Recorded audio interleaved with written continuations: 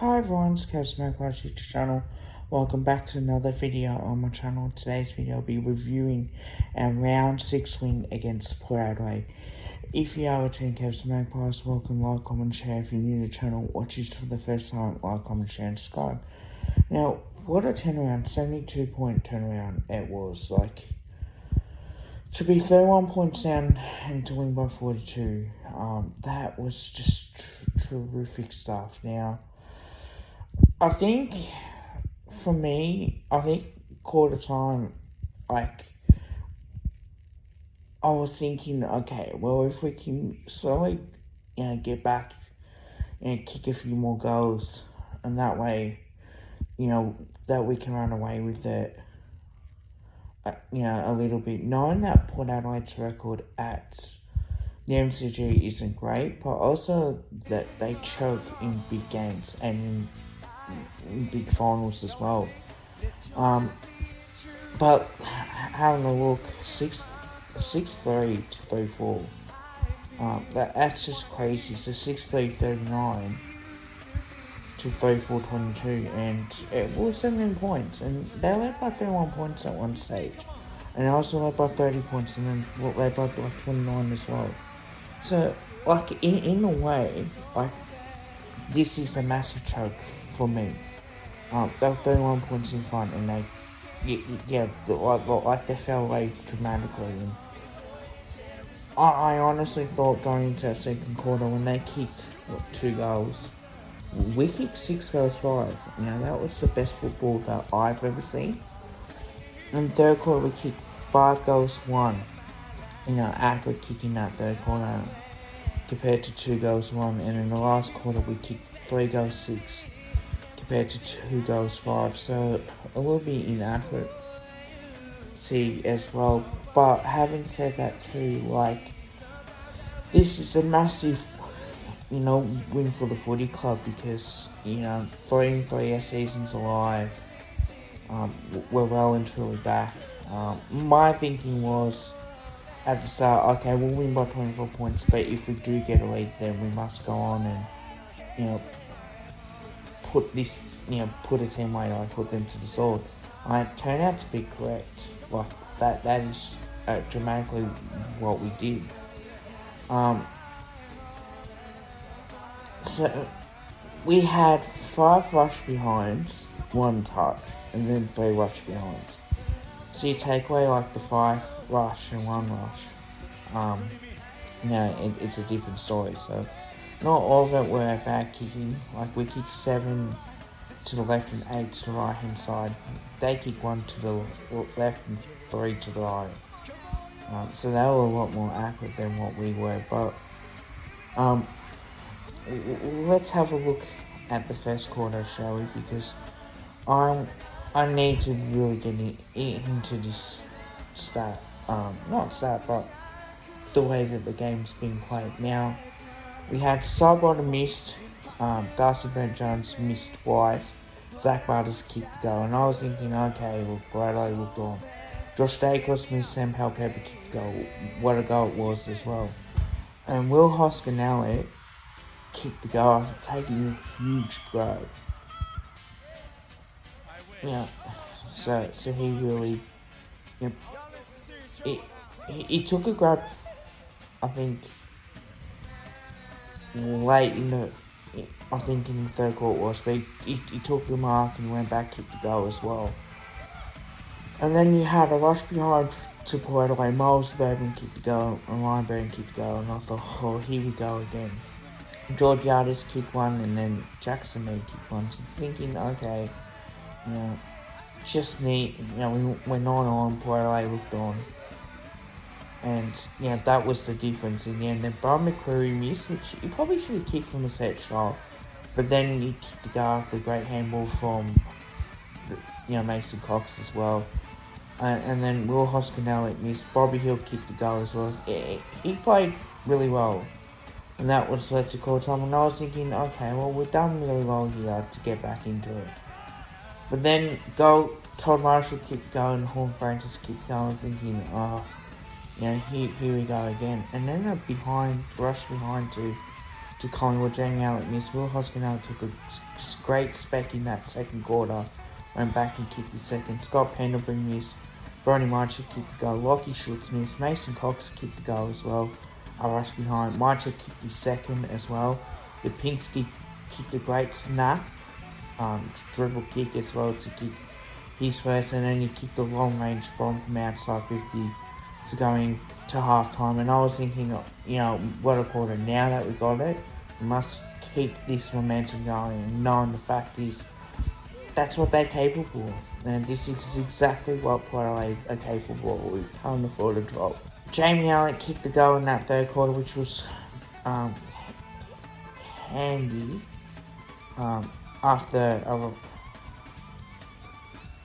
So we had a rush behind to Collingwood. Jamie Allen kicked the goal, which was great. A rush behind again to Collingwood. Mason Cox kicked his second after taking a mark as well. A rush behind to Port Adelaide. Georgiades kicked the goal. Jordan DeGoey missed. Jordan DeGoey kicked the point. Patrick Lipinski kicked his third goal, and he played a really good game as well. Then we had a rush behind to Collingwood. Lockie Schultz kicked his first. Bobby Hill missed. Lockie Schultz kicked his second. Unbelievable goal.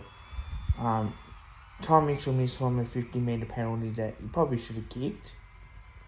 And Sam Powell-Pepper kicked his second as well. And thinking going into 3/4 times, like, okay, if we can come out in this last corner and put the foot down, this will be a great contest for us to really run away with it. And it turned out to be a perfect opportunity for us.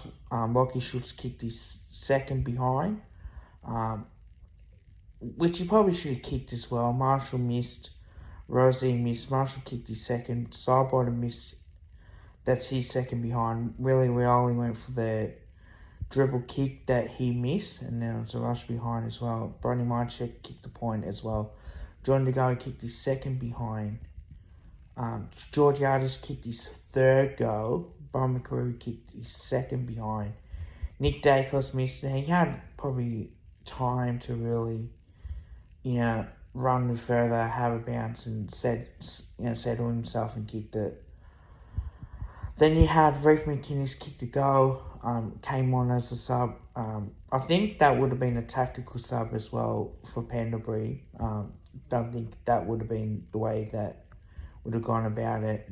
Brodie Mychek kicked his third goal after Jackson Mead kicked the point for Paul, and Lipinski kicked 4 goals as well, and that led to a 42-point margin as well.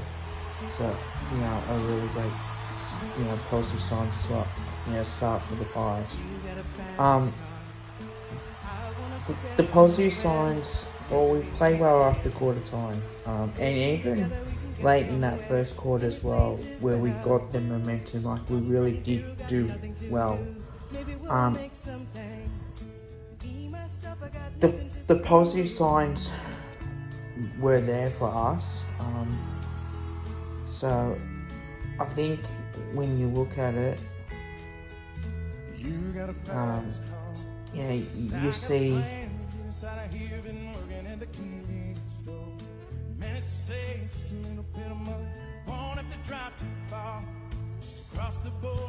So the positive signs were that Will Hoskinell had a great game, 21 disposals, 9 marks, 2 goals, 1. So that was his dominant display as well. Nick Dacos had 30 as well. Darcy Cameron had 25 hitouts, 18 disposals as well.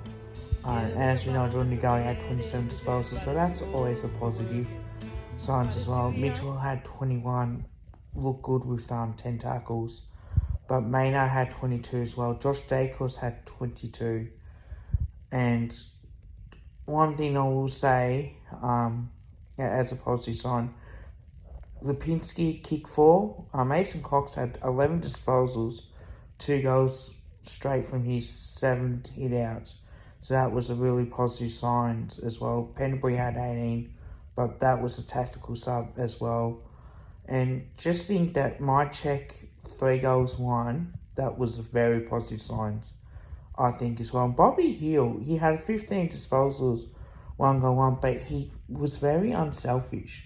Like, he gave the ball off to his teammates, and I think that was pretty good. And I tell you what, Billy Frampton did his role as well. Port Adelaide didn't really dominate, except for maybe Marshall. But that was about it. But yeah, there were a lot of positive signs out of it. Our ball movement was really good, especially when we got the score on the board. But apart from that, like, we really did look really well, and I'm very happy with that. Like, to have guys stand up, like the Will Hoskin-Ellens and the Patrick Lipinski and the Bobby Hill being unselfish as well. Like, that's, and even John Noble, I want to praise him for a bit.